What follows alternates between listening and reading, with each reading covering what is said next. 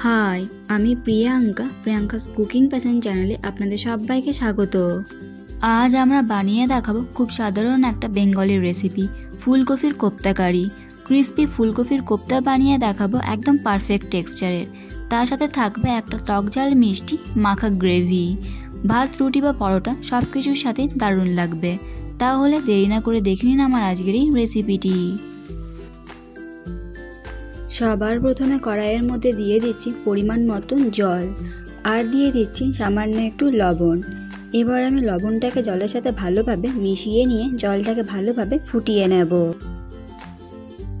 জলটা এখন ভালোভাবে ফুটে উঠেছে। এবার আমি এর মধ্যে দিয়ে দিচ্ছি ফুলকপিগুলো।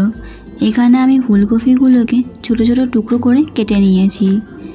এবার আমি ফুলকপিগুলোকে 2 থেকে 3 মিনিটের জন্য একটু ভাপিয়ে নেব, গ্যাসের ফ্লেমটাকে মিডিয়ামে রেখে। 3 মিনিট পর ফিরে এলাম। ফুলকপিগুলোকে খুব বেশি ভাপিয়ে নিয়ে একদম গলিয়ে ফেলবেন না, এইভাবেই ফুলকপিগুলোকে ভাপিয়ে নিতে হবে। দেখুন ফুলকপিগুলো গোটা গোটা আছে, আবার 2 ভাগ করলে 2 ভাগও হয়ে যাচ্ছে।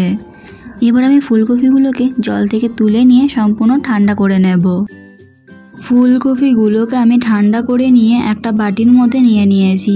এবার আমি এর মধ্যে দিয়ে দিচ্ছি পরিমাণ মতো লবণ, সামান্য একটু হলুদ গুঁড়ো, সামান্য একটু জিরের গুঁড়ো, দিয়ে দিচ্ছি ঝাল বুঝে শুকনো লঙ্কার গুঁড়ো, আর দিয়ে দিচ্ছি 1 চামচ পোস্ত। এই ফুলকপির কোপ্তার মধ্যে আপনারাও পোস্ত দেবেন, তাহলে দেখবেন ফুলকপির কোপ্তাগুলো খেতে খুব সুন্দর লাগবে। এবার আমি সব কিছুকে ভালোভাবে মিশিয়ে নেব।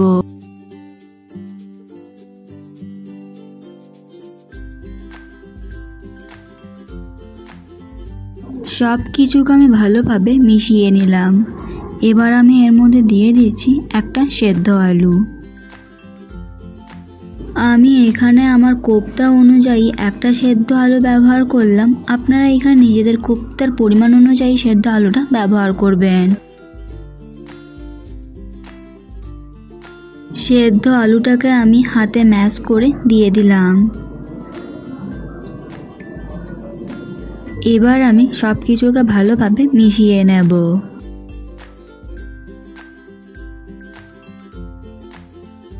আপনি যদি আমার চ্যানেলে নতুন হয়ে থাকেন তাহলে ভিডিওটি দেখতে দেখতে আমার চ্যানেলটিকে সাবস্ক্রাইব করুন এবং পাশে থাকা বেল আইকনটি অন করে দিন আরও নতুন নতুন ভিডিওর আপডেট পাওয়ার জন্য।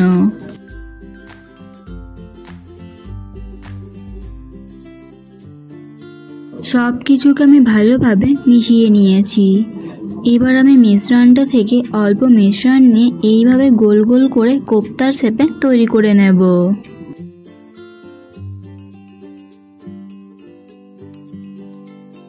একটা কোপ্তা আমি তৈরি করে নিলাম।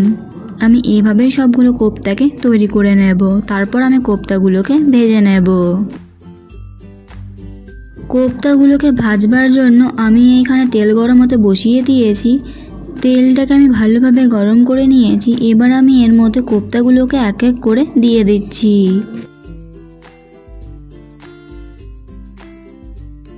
গ্যাসের ফ্লেমটাকে মিডিয়ামে রেখে কোপ্তাগুলোকে উল্টে পাল্টে লালচে করে ভেজে নেব।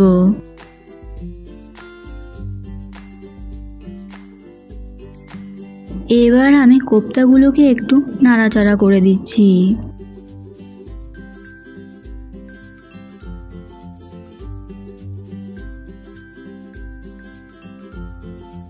কোপ্তাগুলোকে আমি উল্টে পাল্টে লালচে করে ভেজে নিয়েছি।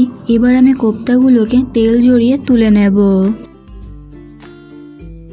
এবার আমি কোপ্তার কারিটাকে তৈরি করে নেব। তার জন্য এই তেলের মধ্যে দিয়ে দিচ্ছি সামান্য একটু মৌরি, সামান্য কয়েকটা কারি পাতা, আর দিয়ে দিচ্ছি গ্রেট করা আদা। এবার আমি এগুলোকে একটু নাড়াচাড়া করে নেব।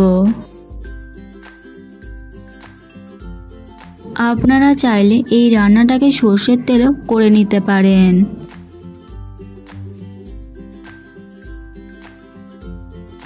এবার আমি এর মধ্যে দিয়ে দিচ্ছি টমেটো কুচি। আমি এখানে একটা মিডিয়াম সাইজের টমেটো ব্যবহার করেছি।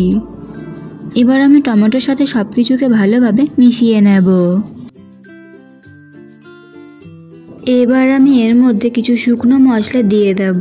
দিয়ে দিচ্ছি সামান্য একটু হলুদ গুঁড়ো, সামান্য লাল লঙ্কার গুঁড়ো, পরিমাণ মতো লবণ, সামান্য একটু জিরের গুঁড়ো, সামান্য একটু ধনে গুঁড়ো। এবার আমি গ্যাসের ফ্লেমটাকে মিডিয়ামে রেখে সব মশলাগুলোকে একটু ভালোভাবে কষিয়ে নেব, যাতে মশলার কাঁচা গন্ধ চলে যায়।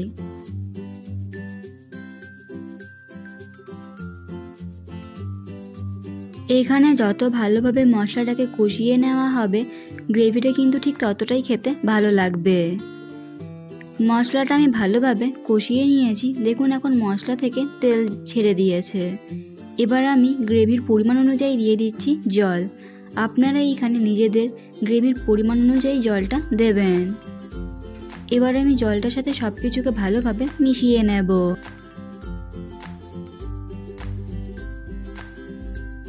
গ্রেভিটা এখন ফুটে উঠেছে।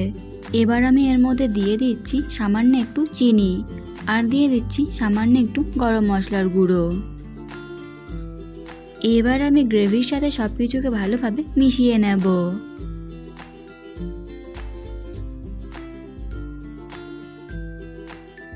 এবার আমি গ্রেভির মধ্যে দিয়ে দিচ্ছি আগে থেকে তৈরি করে রাখা কোফতাগুলোকে। গ্রেভিটা ফুটে যাওয়ার পরই কিন্তু কোফতাগুলোকে দিতে হবে। এবার আমি গ্রেভির সাথে কোফতাগুলোকে ভালোভাবে মিশিয়ে নেব, তবে খুব হালকা হাতে, নয়তো কোফতাগুলো ভেঙে যেতে পারে।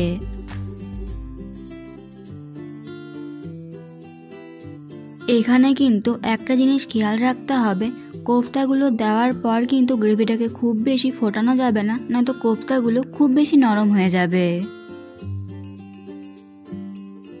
আমি এই পর্যায়ে গ্যাসের ফ্লেমটাকে অফ করে দেব, কারণ কোফতাগুলো সম্পূর্ণ ঠান্ডা হয়ে যাওয়ার পর গ্রেভিটা আরও একটু শুকিয়ে যাবে। দেখুন একদম পারফেক্ট ফুলকপির কোফতা কারি তৈরি হয়ে গেছে। কোফতাগুলো বেশ ক্রিস্পি আছে, আর সাথে টক ঝাল মিষ্টি একটা গ্রেভি। ভাত রুটি পরোটার সাথে খেতে পুরো অসাধারণ লাগবে।